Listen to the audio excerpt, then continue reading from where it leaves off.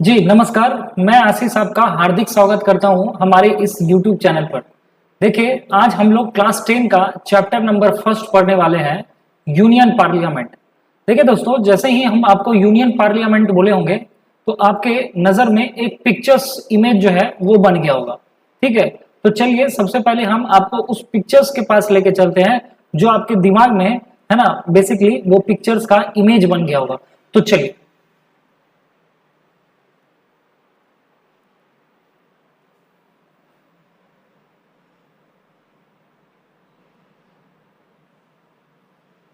चलिए ये जो आप पिक्चर्स देख रहे होंगे है ना, ये जो आप पिक्चर्स देख रहे होंगे ये आप जो है बेसिकली पिक्चर को इमेज कर पा रहे होंगे कि हम बताना क्या चाह रहे हैं।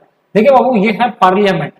और सबसे पहले तो आप ये समझ जाइए, आपसे क्वेश्चन आता है बेटा कि पार्लियामेंट जो है ना, पार्लियामेंट किन तीन चीजों से मिलकर बनता है बेटा, है ना। पार्लियामेंट किन कौन से तीन बॉडी को मिलाकर बनता है? तो सबसे पहले आप देख लीजिए, पार्लियामेंट जो है यहाँ पर राष्ट्रपति के मिलाने से, यानी पार्लियामेंट के अंग कौन कौन से है, पार्ट्स ऑफ मतलब जो है ना, जो है पार्लियामेंट्स के कौन कौन है, तो पार्ट्स कौन है, इसमें प्रेसिडेंट भी है। और प्रेसिडेंट को बोला जाता है बाबू हेड ऑफ द नेशन। क्या बोला जाता है? Head of the nation. और उसके बाद आपको यहाँ पर भी देख लीजिए, यहाँ पर आपको बोला जाता है ना, यहाँ पर आप यहाँ पर देख लीजिए, यहाँ पर बोलता हाउस ऑफ द पीपल, है ना। यहाँ पर क्या बोला गया है? House of the people. यहाँ पर देख लीजिए, है ना। लोकसभा को क्या बोला जाता है? हाउस ऑफ द पीपल, जो कि हम लोग जब हम पढ़ेंगे मतलब लोकसभा को, तो हम लोग डिटेल्स में इसके बारे में भी बहुत अच्छे से पढ़ेंगे। क्लियर है यहाँ तक? उसके बाद देखिए यहाँ पर है राज्यसभा। राज्यसभा को बोला जाता है काउंसिल ऑफ स्टेट। तो ये भी आपको बेसिकली क्लियर हो गया होगा कि पार्लियामेंट बेसिकली हम लोग जो मतलब पढ़ने वाले हैं वो क्या चीज से रिलेटेड है चैप्टर और कैसे है। क्लियर है यहाँ तक? तो हम लोग आज इसी चैप्टर के बारे में इन डिटेल फॉर्म में हम लोग पढ़ेंगे और इस चैप्टर से देखेंगे कि कैसा कैसा सवाल है। यदि आपको पीडीएफ चाहिए होगा या इस मतलब जो भी आप पीपीटी हम आपको दिखाएंगे, यदि ये नोट चाहिए होगा तो आप मुझे कमेंट बॉक्स में कमेंट करके जरूर बताइएगा। बाकी आप अंत तक पूरा बने रहिएगा, आपको हम बहुत अच्छे से समझा देंगे। क्लियर है? और यदि देखो समझ में आते रहेगा तब दोस्तों को आप जरूर शेयर करिएगा। ठीक है, तो चलिए हम लोग अब जो है किताब का सबसे पहला पेज पे चलते हैं और वो हम लोग पढ़ते हैं। बाकी फिर जैसे जरूरत पड़ेगा हम आपको दिखाएंगे। तो पार्लियामेंट मतलब आपको ये इमेज बेसिकली आपको दिख रहा होगा।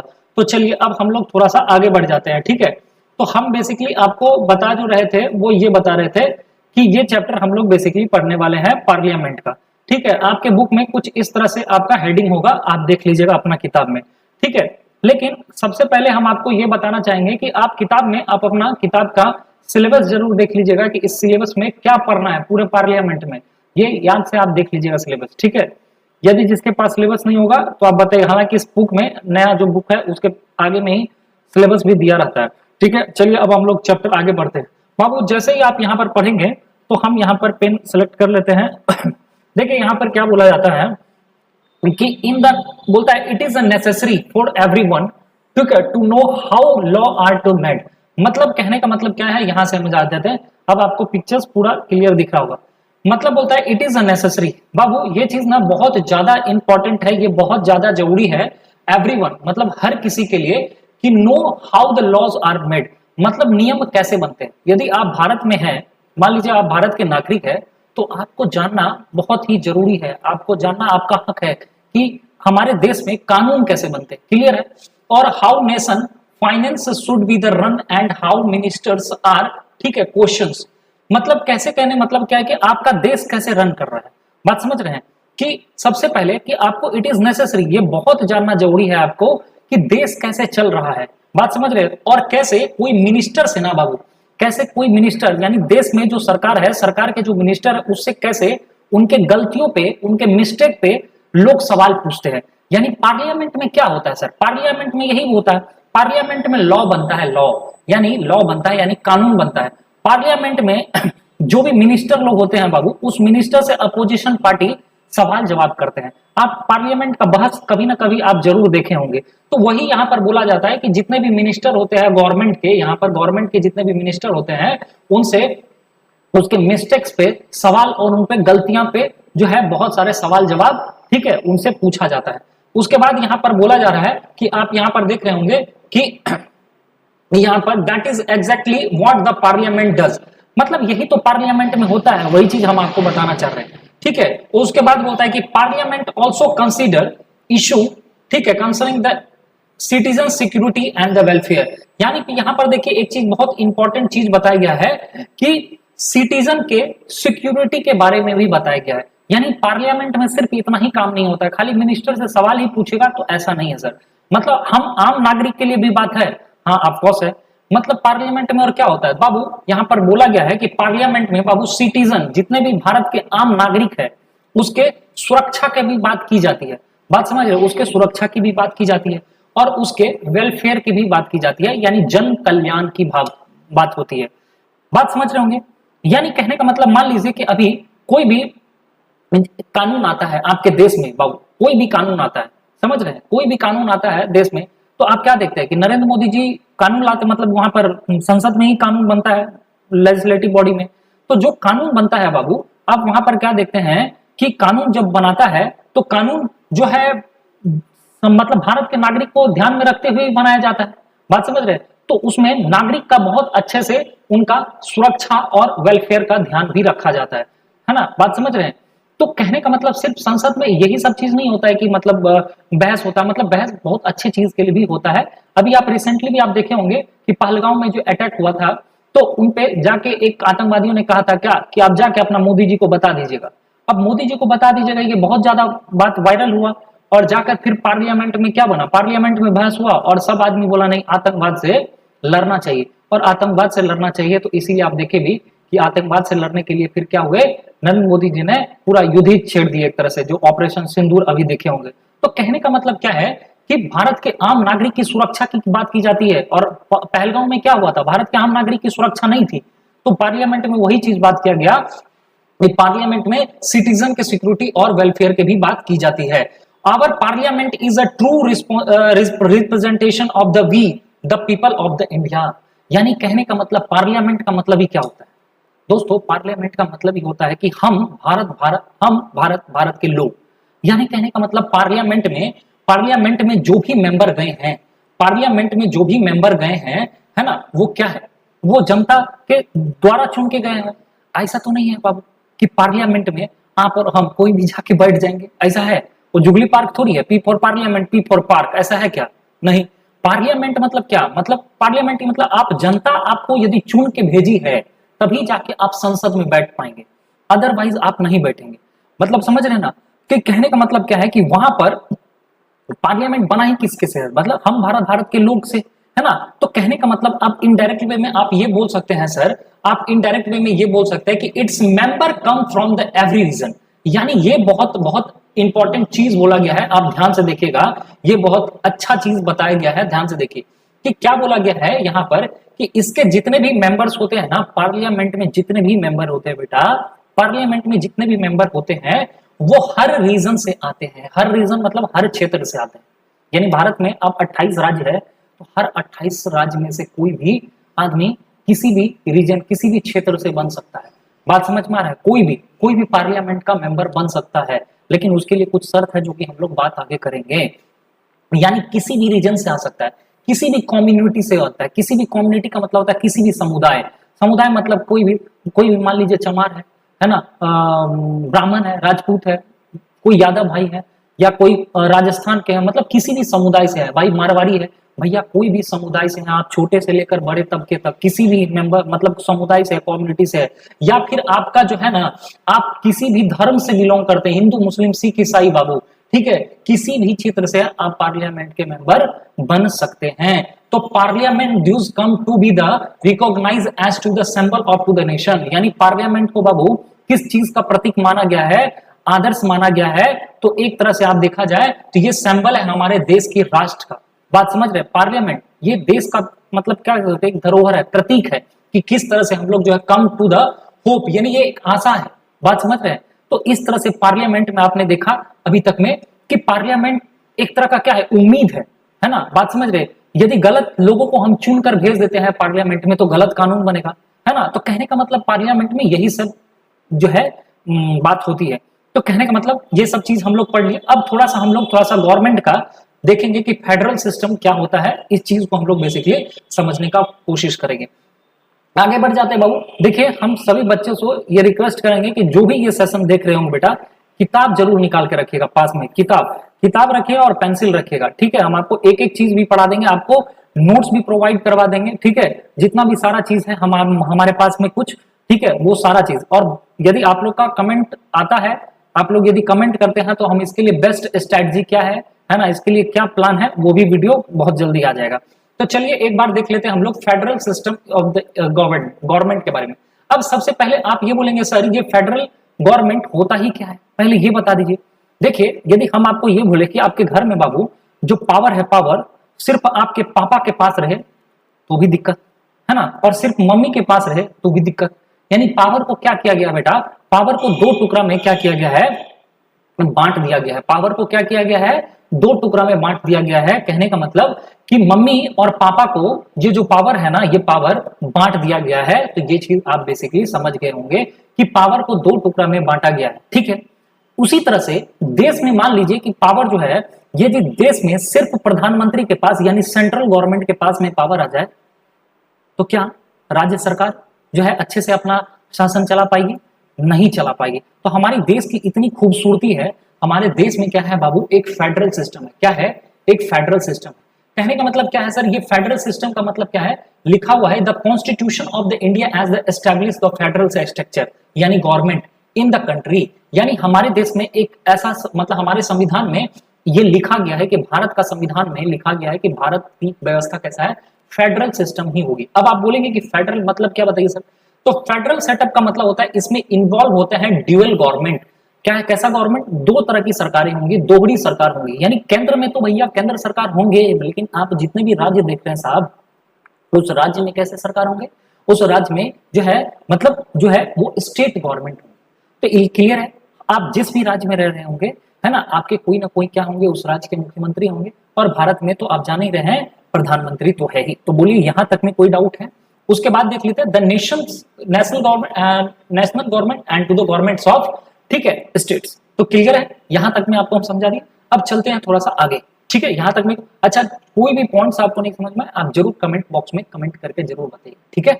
चलिए अब आगे बढ़ जाते हैं भाई। अब यहां पर देखते हैं, यहां पर आपको वही चीज में हमने बताया कि भाई आपको हमने यही बताया कि यानी देश में भाई फेडरल गवर्नमेंट का मतलब होता है दोहरी सरकार, दो तरह की सरकार। एक होता है भाई सेंट्रल लेवल पे सरकार और एक होती है स्टेट लेवल पे सरकार, ठीक है। तो यहां पर लिखा भी है यहां पर कि our constitution declare that the India that is the Bharat. यानी हमारे संविधान में क्या लिखा गया है कि इंडिया जिसका मतलब ही क्या है, मतलब इंडिया का मतलब ही होता है जो भारत है वो shall be the union of state. भैया भारत जो है यूनियन है, यूनियन ऑफ स्टेट यानी भारत राज्यों का संघ है। मतलब आप क्या है कि कोई भी, मान लीजिए आप भारत का नक्शा देखे होंगे है ना, चलिए हम आपको भारत का एक नक्शा भी दिखा देते हैं। यहाँ नक्शा आप देख पा रहे होंगे, तो यहाँ पर आप क्या देखें कि भारत के नक्शा में हम आपको ये बताना चाह रहे हैं कि क्या आपको लगता है कि आपको लगता है कि कोई भी भारत का जो भी राज्य है ये अलग हो सकता है ना, भारत का कोई भी राज्य अलग हो सकता है? आप कहेंगे नहीं, भारत का कोई भी राज्य अलग नहीं हो सकता है। कहने का मतलब इसलिए बता रहे हैं कि बिहार मान लीजिए कि बोल देता है कि हम भारत से अलग हो जाएंगे, तो ऐसा नहीं हो सकता। क्लियर है मेरी बात को? तो आप ये चीज बेसिकली समझ गए होंगे। तो ठीक है, तो आगे हम समझा दिए आपको ये चीज भी है ना, कि यहाँ पे भी बता दिया आपको कि इंडिया मीन्स मतलब क्या है कि there is the distribution of the land. मतलब इसका मतलब ये क्या है सर, यूनियन ऑफ स्टेट्स का मतलब क्या है, यूनियन ऑफ स्टेट्स का मतलब है कि भारत में जो सेंट्रल गवर्नमेंट है और जो स्टेट गवर्नमेंट है ना बाबू, है ना, इसमें पावर को डिस्ट्रीब्यूशन किया गया है, यानी लेजिस्लेटिव, एग्जीक्यूटिव और फाइनेंशियल पावर को बांटा गया है। इसका मतलब यानी तीनों पावर को क्या किया गया है, बांटा गया है। तो ये चीज आपको समझ में आ गया होगा, है ना। अब आप ये समझेंगे बाबू कि फेडरल गवर्नमेंट इंपॉर्टेंट ही क्यों है सर, है ना, फेडरल गवर्नमेंट इंपॉर्टेंट ही क्यों है, ये साहब बताइए। चलिए तो थोड़ा सा आगे ये भी हम लोग देख लेते हैं कि what is the importance of the federal government, ठीक है, क्लियर है यहां तक, है ना। चलिए तो अब देखिए, बोलता है in countries where are the people belong to the different races and the religion. मैंने आपको पहले ही बताया कि यदि बात करें बाबू ना, है ना, यदि हम बात करें भारत देश में, तो भारत देश में आप क्या देखते हैं कि भारत देश में जो पीपल्स है ना, वो डिफरेंट रेसेस मतलब डिफरेंट नस्ल से आते हैं, है ना, और अलग अलग क्षेत्र से आते हैं। ये तो अभी हमने आपको कहा ना कि भाई पार्लियामेंट या भारत में आप देख ले सर, भारत में फेडरल गवर्नमेंट मतलब है ही क्यों, फेडरल सिस्टम क्यों है, नहीं होता तो क्या होता, नहीं होता क्यों होता, तो इसके लिए पहले आपको भारत का स्ट्रक्चर समझना पड़ेगा, कि भारत को पहले समझना पड़ेगा कि भारत का भाई मतलब क्या चल क्या रहा है भारत में, बात समझ रहे हैं, भारत में चल क्या रहा है, पहले ये चीज को समझना पड़ेगा। तो भारत में देखिए क्या है कि बहुत तरह के अलग अलग नस्ल के लोग रह रहे हैं, भारत में अलग अलग धर्म के लोग रह रहे हैं, और साथ ही साथ भाई यहाँ पर जो है ना बहुत तरह तरह की क्या है यहाँ पर लैंग्वेज यूज किया जाता है। अब देखिए ना भारत में, अब देखिए बिहारी, असमिया, बंगाली, मतलब बोडी, डोगरी, मतलब बहुत सारे भाषा है, ठीक है। अब बिहार साइड में चले जाओ तो बिहार में भी बहुत सारे भाषा का इस्तेमाल किया जाता है, ठीक है, बात समझ रहे, तो कहने का मतलब क्या है भाई, ठीक है, बात समझ रहे कि नहीं, तो बिहार में भी आप चल जाओ, का हाल बा, ठीक बा, ठीक है, तो ऐसा टाइप का बात है ना, आमी माछ बात खाबो, तो बंगाली लैंग्वेज है ना, ठीक है, तो बहुत सारे भाषा का इस्तेमाल किया जाता है बेसिकली। तो ये चीज आप बेसिकली समझ में आ ही गया होगा कि मतलब फेडरलिज्म का मतलब क्या है, कि इसलिए यहाँ पर रखा गया सर कि भारत में बहुत सारी विविधताएं हैं, भारत में बहुत सारे धर्म के लोग हैं, भारत में बहुत सारे जो है भाषा बोला जाता है, उनका अपना एक कस्टम्स है, मतलब कस्टम मतलब रीति रिवाज है, परंपराएं हैं, बात समझ रहे हैं, ठीक है। जैसे आप खान पान पे भी ले लीजिए तो बिहार साइड में आप देखेंगे लिट्टी चोखा बहुत ज्यादा फेमस है ना, गुजरात में ढोकला बहुत फेमस है, बंगाल में आप देखेंगे रसगुल्ला बहुत फेमस है, ठीक है। उसी तरह से आप पर्व भी देखिए, आप देखिए बिहार में छठ बहुत ज्यादा फेमस है पूरे, आप जानते होंगे। तो कहने का मतलब हर एरिया में कोई ना कोई फेस्टिवल, आप यदि कोलकाता का से होंगे तो कोलकाता में आप देखते होंगे कि दुर्गा पूजा बहुत ज्यादा फेमस होता है। तो यानी हर कम्युनिटी के लोग कुछ ना कुछ पर्व त्योहार को क्या करते हैं, बड़ी दिल से मानते हैं। तो यानी भारत में बहुत सारी विविधताएं हैं, उनका पहनावा ओढ़ावा बहुत अलग कल्चर का है। तो यानी कहने का मतलब आपने देखा कि भारत में अलग अलग तरह के धर्म के लोग हैं, भारत में अलग भाषा का इस्तेमाल किया जाता है ना, उनकी अपनी क्या है एक परंपरा है। तो इसलिए जिसके लिए क्या है कि federalism seems to be the only plan to keep them to the unite, और एक ही मात्र उपाय है फेडरलिज्म। तो समझ रहे हैं बात कि फेडरल सिस्टम इसलिए इंपॉर्टेंट है ताकि इन सारे लोगों को जो अलग अलग डिफरेंट है एक्टिविटीज है, इन सब को जोड़ के रख सकता है। तो कौन रख सकता है भाई आपको, फेडरल गवर्नमेंट। तो एक मात्र है, यहां लिखा भी है देख लीजिए कि only the plan to keep them unite, मतलब आपको एक साथ में जोड़ के रख सकता है। अच्छा अब देखिए यहाँ पर ये सब चीज बोला गया है, जो फ्रेंचाइजी लोग थे और जो इंग्लिश लोग थे वे पहले लड़ा करते थे, है ना, लेकिन बहुत सारे मैटर पे, लेकिन बोलता है कि जैसे ही उनको एक कम्युनिटीज मिल गया, ठीक है, ज्वाइन कर लेते हैं एक मीटिंग को फेडरेशन वाला, तो फिर उनका झगड़ा समाप्त हो जाता है। It was the largely due to the differences in the language. अच्छा ये आपको तो अब बेसिकली हम समझा ही दिए कि भारत में फेडरल गवर्नमेंट क्यों है। तो यहाँ पर आपको एक तरह से बोल सकते हैं कि कंक्लूजन पे आप दिया गया है कि भारत में इसलिए मतलब जो है फेडरल सिस्टम है क्योंकि भारत में बहुत सारा के क्या है डिफरेंट, मतलब बहुत अलग अलग तरह के भाई क्या है लैंग्वेज भी है, और यहाँ पर कल्चर भी जो है बहुत देखा जाता है। मैंने अभी आपको एग्जाम्पल उसी चीज का दिया, ठीक है। तो रीजन दैट द अर्ली, अच्छा ये लाया कब किया था सर फेडरल सिस्टम, बोलता है कि 1928 में सबसे पहले मोतीलाल नेहरू जो कि जवाहरलाल नेहरू के पिताश्री थे, उन्होंने अपने नेहरू रिपोर्ट में रिकमेंडेशन दिया था कि फेडरल सेटअप इंडिया में होना चाहिए। तो सबसे पहले यहां से भी सवाल एक नंबर का बन सकता है। तो यहां तक में कोई डाउट नहीं होगा, आई होप। चलते थोड़ा सा आगे बढ़ते हैं, इस चीज को आगे बढ़ाते हैं। तो पेज नंबर में 1 में यही चीज है। अब दूसरा पेज नंबर में आप ये पढ़ेंगे भाई साहब कि बताइए सर कि federal features of the India constitution, है ना, federal features of the Indian constitution मतलब क्यों, मतलब क्या क्या इंपॉर्टेंस का है। चलिए देख लेते हैं। सबसे पहले तो यहाँ पर बोलता है कि our constitution had the following federal features. अब क्यों, क्या क्या फीचर्स है फेडरल सिस्टम में, सबसे पहले देख लेते हैं। सबसे पहले तो यहाँ पर आपको बोला गया है, आप देखिए यहाँ पर क्या बोला गया है कि यहाँ पर क्या बोला गया है वो चीज देखते हैं। सबसे पहले यहाँ पर है ड्यूअल गवर्नमेंट। ड्यूअल गवर्नमेंट का मतलब मैंने पहले ही आपको बता दिया कि दो तरह की सरकारें, है ना, दो तरह की सरकारें। आप पढ़ लीजिए पूरा, यहाँ पर लिखा है political and to find to the India the two sets of the authority. यहाँ पर क्या लिखा है, the government of the whole country, जिसको क्या बोला जाता है, यूनियन गवर्नमेंट बोला जाता है। यानी यूनियन गवर्नमेंट का मतलब होता है कि पूरे देश की सरकार, जो कि आज नरेंद्र मोदी है, बात समझ रहे, नरेंद्र मोदी जी जो है भारत के पूरे क्या है भैया, ये क्या है, यूनियन गवर्नमेंट के हेड है ना। और दूसरा होता है governments of to the components units is called that the state government is citizen like under the two sets of law. यानी कहने का मतलब क्या है कि भारत में दो तरह की सरकारें हैं, एक सेंट्रल लेवल पे और एक मतलब स्टेट लेवल पे। और भारत में जितने भी नागरिक है, लिखा भी है यहाँ पर कि जितने भी नागरिक है वो under the two sets of law, यानी भारत के नागरिक जो है उसको दो तरह की मतलब कानून उनको फॉलो करना पड़ता है, जो कि हम लोग आगे देखेंगे भी। ठीक है, बाकी यहाँ पर राज्य का मतलब क्या होता है यह बताया गया है, आप लोग यहाँ से देख लीजिएगा, मतलब लिखा गया है मेघालय, उड़ीसा, है ना, केरला, महाराष्ट्र, ये सब चीज यहाँ पर लिखा गया है। तो क्लियर है यहाँ तक, आगे बढ़ जाते हैं हम लोग। अब यहाँ पर बोला गया है कि सबसे पहले, ठीक है सर ये चीज तो ठीक है, अब यहाँ पर यह भी बोला गया है कि यहाँ पर क्या है, पावर का जो है वो डिवीजन भी किया गया है बेटा, पावर को बांट दिया गया है, जैसा कि हमने आपको पहले ही बताया कि there is the division of the legislative, administration and the financial power. ठीक है, तो यानी आप जानते हैं कि जितने भी लेजिस्लेटिव पावर है, जितने भी एडमिनिस्ट्रेशन पावर है, जितने भी फाइनेंशियल पावर है, ये बिटवीन द, ठीक है, national government and to the state government, यानी भारत में जो राज्य सरकारें हैं और जो कि केंद्र सरकारें हैं, इन दोनों को भैया पावर क्या कर दिया गया है, बांट दिया गया कि भैया कुछ पावर आप ले लीजिए, कुछ पावर हम ले लेते हैं, इस तरह से देश चल रहा है।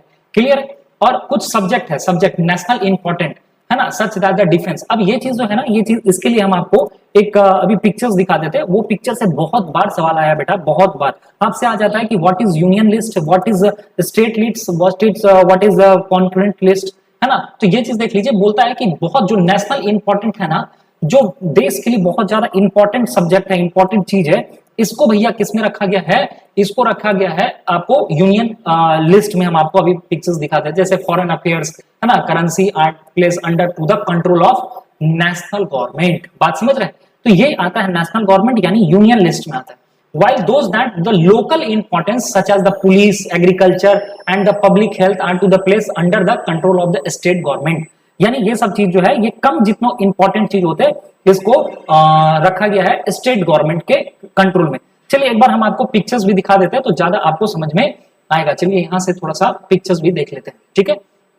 चलिए अब आप यहाँ पर ये चीज तो मैंने आपको बता दिया, जो प्रेसिडेंट होते हैं ना, प्रेसिडेंट को बोला जाता है हेड ऑफ द नेशन और प्रधानमंत्री को बोला जाता है actual head of the nation. ठीक है, आगे थोड़ा सा बढ़ते हैं और ये चीज आपको पढ़ा देते हैं। हाँ, ये चीज भी हम आपको बता रहे थे कि देखिए भारत में 3 तरह की जो है सिस्टम चलता है। आप जानते हैं कि legislative, executive body, judicial. Legislative आप तो जानते ही होंगे, ये ऐसी बॉडी है जो कि क्या करते हैं, ये लॉ को बनाती है, लॉ को। और एग्जीक्यूटिव क्या है बाबू, एग्जीक्यूटिव क्या होता है, जो इंप्लीमेंट करते हैं लॉ को। और जुडिशियल क्या होता है, जो रिव्यू करते हैं। ठीक है, आगे बढ़ जाते हैं। उसके बाद हमने आपको ये चीज आपको दिखाने का प्रयास किया है, लेजिस्लेटिव पार्लियामेंट। पार्लियामेंट में हम लोग बेसिकली हम लोग आज पढ़ेंगे जैसे लोकसभा है और राज्यसभा है ना। एग्जीक्यूटिव बॉडी में आप जानते हैं कि प्रेसिडेंट साहब आते हैं, बाकी आप जुडिशरी में तो जान ही रहे हैं सुप्रीम कोर्ट है। ठीक है, चलिए आगे बढ़ जाते हैं और हम आपको जो पिक्चर्स दिखाने वाले थे वो ये पिक्चर्स दिखाने वाले थे, आप यहाँ पर देख सकते हैं भाई। सेंट्रल गवर्नमेंट आप दिख रहा है, सेंट्रल गवर्नमेंट। सेंट्रल गवर्नमेंट आप देखिए कि यूनियन लिस्ट, यूनियन लिस्ट में देखिए डिफेंस, अभी आपने आपको बताया था, अभी हमने आपको बताया कि जो कुछ इंपॉर्टेंट सब्जेक्ट है ना भाई, इंपॉर्टेंट वो सरकार अपने पास रखी है, इंपॉर्टेंट देश के लिए इंपॉर्टेंट है भाई, है ना। इससे आपको सीधा सीधा सवाल 1 नंबर में आता है। तो समझ लीजिए कि यूनियन लिस्ट क्या है, कि देखिए इसमें लिखा भी है कि central government has power to make law. भैया यूनियन लिस्ट में भैया सिर्फ किसके पास पावर है, सेंट्रल गवर्नमेंट के पास पावर है। यहाँ पर देख लीजिए, यहाँ पर है। यदि जिन भाई को भी ये चाहिए होगा, आप मुझे कमेंट बॉक्स में कमेंट करके जरूर बताइएगा, मैं आपको ये पिक्चर्स भी सारे चीज अवेलेबल करवा दूंगा भाई। तो यूनियन लिस्ट में मतलब क्या होता है, central government has the power to make law. भैया डिफेंस हुआ, बैंकिंग हुआ, करेंसी हुआ, फॉरेन अफेयर्स हुआ, या फिर कम्युनिकेशन हुआ, ये सब गवर्नमेंट अपने पास में रखी है।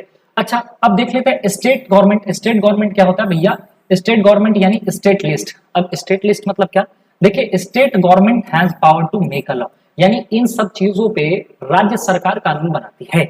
यानी कहने का मतलब, ये पुलिस देख लीजिए, पुलिस है ना, जितने भी पुलिस आप देखते होंगे, यदि आप झारखंड में रह रहे हैं भाई तो झारखंड पुलिस, बिहार में रह रहे हैं तो बिहार पुलिस, है ना। उस तरह से फिर अलग अलग जगह राजस्थान पुलिस, हर जगह का दिल्ली पुलिस, यानी पुलिस अपना, पुलिस किसा होता है भाई, स्टेट के कंट्रोल में होता है।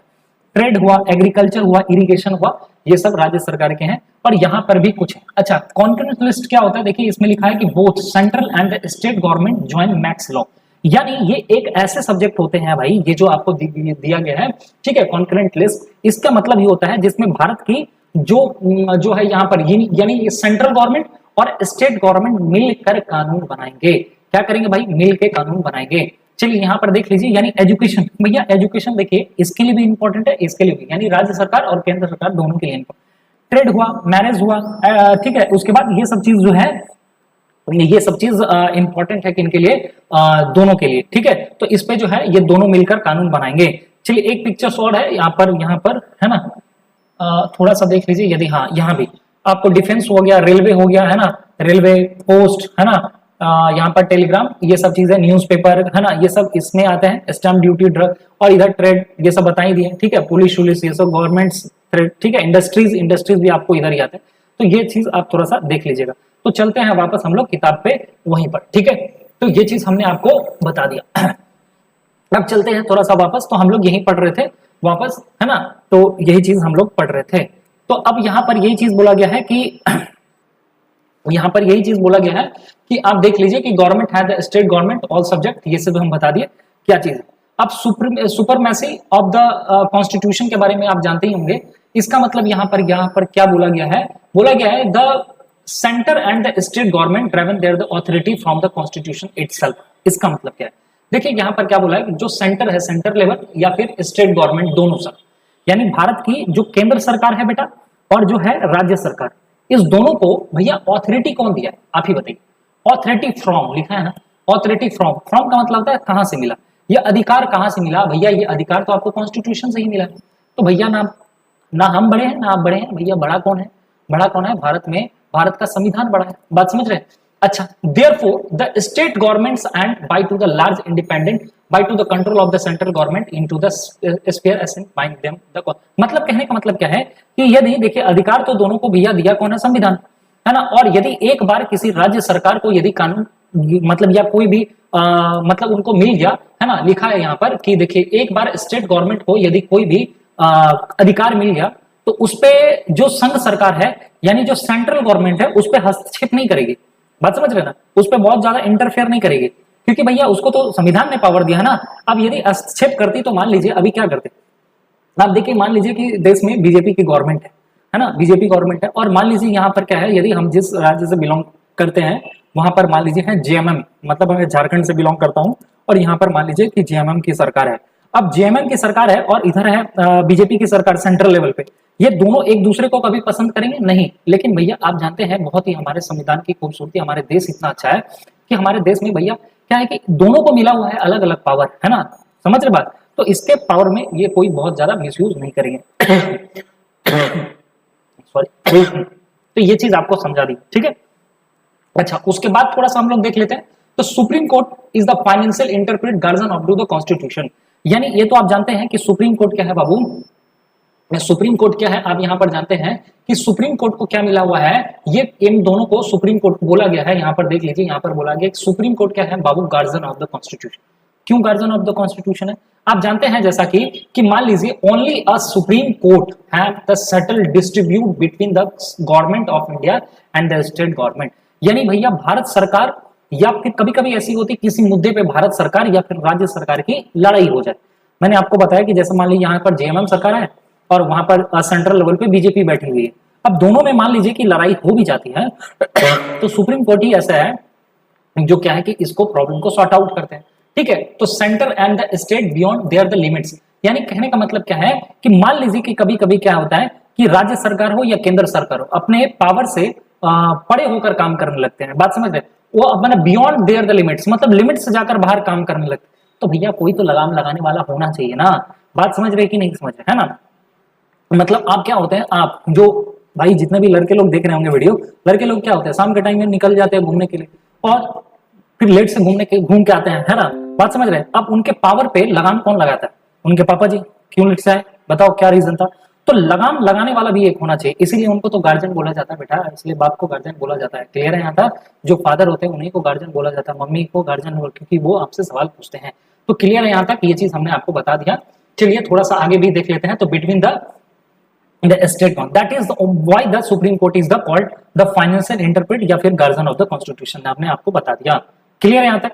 अब थोड़ा सा देख लेते हैं कि federalism with to the strong central government there are the some peaceful features, और हाँ चलिए एक नंबर पे देख लेते हैं, यहाँ पर क्या बोला जाता है कि parliament has the very wide scope to the legislation, मतलब पार्लियामेंट टॉपिक पर रहे, देखिए पार्लियामेंट क्या पर यहाँ पर बोला जाता है कि वाइड स्कोप, भैया वाइड स्कोप है इनके पास, है ना, पार्लियामेंट के पास लेजिस्लेशन का, मतलब क्या बोलता है कि देखिए कभी कभी क्या होता है कि parliament can make a law with to the respect this matter which can the mention into the state, मतलब ऐसा कब होगा सर, कभी कभी क्या होता है वैसे तो यहाँ पर बोला गया है कि देखिए स्टेट लिस्ट पे, अभी देखिए यहाँ पर लिखा है ना स्टेट लिस्ट, हम आपको थोड़ा देर पहले बताए थे कि भैया स्टेट लिस्ट पे कानून कौन बना सकते हैं, भैया स्टेट लिस्ट पे भैया राज्य सरकार बनाएंगे, है ना, स्टेट गवर्नमेंट बनाएंगे।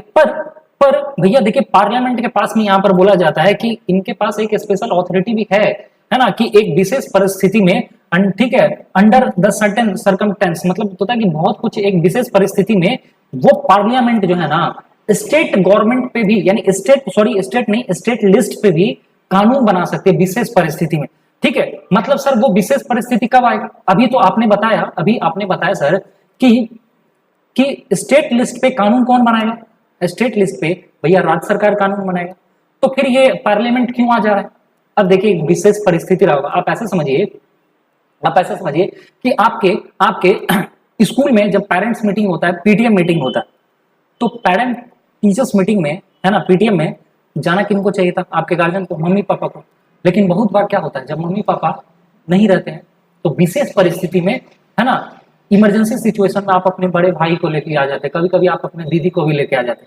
समझ पा रहे? हम लोग के समय में तो बाबू, हम लोग के समय में तो दोस्त लोग जो क्या करता था, है ना, अगल बगल वाला किसी को भी अंकल आंटी बना के लेके आ जाता था विशेष परिस्थिति में, जब फेल उल कर गया। तो वही चीज बता रहे हैं कि इमरजेंसी ऐसा आ जाता है जब आपको पार्लियामेंट को स्टेट लिस्ट पे भी कानून बनाना पड़ता है। अब वो एग्जांपल के तौर पे आपको बताया गया कि वो विशेष परिस्थिति क्या होता है। जैसे हम बताएं कि मेरे दोस्त लोग फेल उल कर जाता था तो किसी को भी अपना मम्मी पापा बना के लेके आता। आप लोग मत कीजिएगा ऐसा। चलिए देखिए इधर, तो फॉर एग्जाम्पल में यहाँ पर बोला गया है कि प्रेसिडेंट क्या कर देते हैं, आपातकालीन इमरजेंसी लगा देते हैं, इमरजेंसी बहु लिखा है।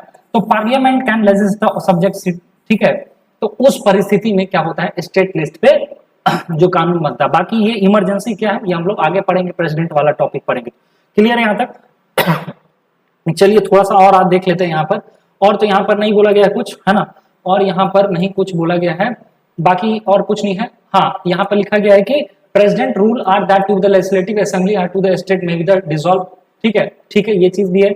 और तीसरा नंबर पे parliament can alter the boundaries. हाँ, और पार्लियामेंट के पास ये बहुत ज्यादा अच्छा है, इंपॉर्टेंट एक पावर बोल सकते हैं कि पार्लियामेंट के पास में क्या है बाबू, कि पार्लियामेंट क्या कर सकते हैं ना, किसी भी राज्य का बाउंड्री, जैसे झारखंड है, बिहार है, तो बिहार का एक कोई ना कोई तो बाउंड्री होगा ना बाबू, कोई ना कोई बिहार का मान लीजिए बाउंड्री है, मान लीजिए ये बिहार का बाउंड्री है, ठीक है, और यहाँ से झारखंड का बाउंड्री स्टार्ट हो रहा है, ठीक है, मान लीजिए यहाँ से बिहार झारखंड का बाउंड्री स्टार्ट। अब पार्लियामेंट चाहे तो इसका बाउंड्री को यहीं पर सीमित कर दे और इस वाला एरिया को एक नया राज्य बना दे, जैसा कि तेलंगाना आप जानते हैं कि एक लास्ट जो है राज्य बना, कितनावा राज्य बना है वो आप कमेंट करके बताइए। ठीक है, तो कहने का मतलब पार्लियामेंट के पास में ये अधिकार है कि कोई राज्य को बनाना है, कोई नया न्यू स्टेट्स को बनाना है, boundaries of the state ordered from the new state, यहाँ पे लिखा है, तो can change the name of the state, है ना, तो वो नाम भी चेंज किया जाता है। देखिए जैसा कि अभी रिसेंटली कल की ही बात है, बिहार में एक जगह पड़ता है, हालांकि पार्लियामेंट ये नहीं किया है, बिहार में एक जगह पड़ता है गया। अब उस गया का नाम जो है ना, गया चेंज हो गया है, गया जी हो गया है, गया जी, आप लोग जाके देख लीजिए, नीतीश कुमार ने उनका नाम से मतलब जो है उनका नाम जी। उसके बाद योगी जी का नाम तो आप सुने होंगे, है ना, योगी जी तो बाप रे बाप नाम चेंज करने में जो है ना एक्सपर्ट आदमी है, कितना नाम चेंज कर दिए कि मतलब जाके आप जरूर देख लीजिएगा। तो वही चीज बोल रहे हैं आपको कि उसी तरह से जो होते हैं ना, मतलब जो पार्लियामेंट के पास ये अधिकार होता है बाबू, can also change the name of the states, है ना। और साथ ही साथ यहाँ पर बोला गया है कि मान लीजिए कि कभी कभी क्या है, ठीक है, कि डिस्क्राइब एबू, हाँ, उसके बाद India is to the true federalism, और जानते हैं, और ये भी बताया गया है कि यहाँ पर union of state, the supreme court we already told that you as to the guardian of the constitution. तो यानी ये संविधान के बारे में हम मतलब पार्लियामेंट के बारे में ये सब चीज हम आपको बता दिए जो कि बताना था। तो सुप्रीम कोर्ट क्या है ये ऑलरेडी आप जानते हैं कि guardian of to the constitution है। ठीक है, अब मेरे पास में एक हैंड रिटन नोट्स भी है जो हम आपको थोड़ा सा एक बार दिखाना चाहते हैं बाबू, है ना, ये यदि आपको चाहिए होगा तो इससे भी हम आपको पढ़ा देंगे। ठीक है, आपको इतना चीज तो हम आपको समझा दिए। देखिए यहाँ पर यूनियन पार्लियामेंट से रिलेटेड यहाँ पर बोला गया है कि फेडरल सिस्टम गवर्नमेंट का क्या है। आप देखिए इससे नोट्स बहुत अच्छे बना लीजिएगा। देखिए यहाँ पर लिखा गया है, यहाँ पर ये चीज, ठीक है, आपको दिख रहा होगा यूनियन पार्लियामेंट। देखिए भाई क्या है, फेडरल सिस्टम ऑफ गवर्नमेंट क्या है, इन federal system government all the administrative power, है ना, और the administration power are driven between to the central and to the state government and the both the supreme within their the respective, ठीक है, ये सब चीज। तो यानी फेडरल सिस्टम गवर्नमेंट मतलब मैंने पहले ही बताया कि वैसा गवर्नमेंट का सिस्टम जिसमें पावर को डिस्ट्रीब्यूट किया गया है। ठीक है। अच्छा, भारत में 3 तरह का गवर्नमेंट है बाबू, आप जानते हैं। ये यूनियन गवर्नमेंट है, एक स्टेट गवर्नमेंट है, और ये क्या है, एक पंचायती राज या फिर यहाँ पर म्यूनिसिपैलिटीज भी चलता है। तो क्लियर है यहाँ तक, ये चीज भी हम आपको बता दिए। यहाँ पर 3 तरह का सरकार होता है। उसके बाद आप थोड़ा सा देखें कि यहाँ पर क्या बोला गया है कि federal features of the government of India बताइए यहाँ पर, है ना। तो यहाँ पर लिखा गया है यहाँ पर कि there is the division of to the power between the union and to the state government. ये चीज भी हम आपको बता दिए कि यहाँ पर क्या है। सबसे पहले यहाँ पर ये बोला गया है सबसे पहले यहाँ पर ये बोला गया है कि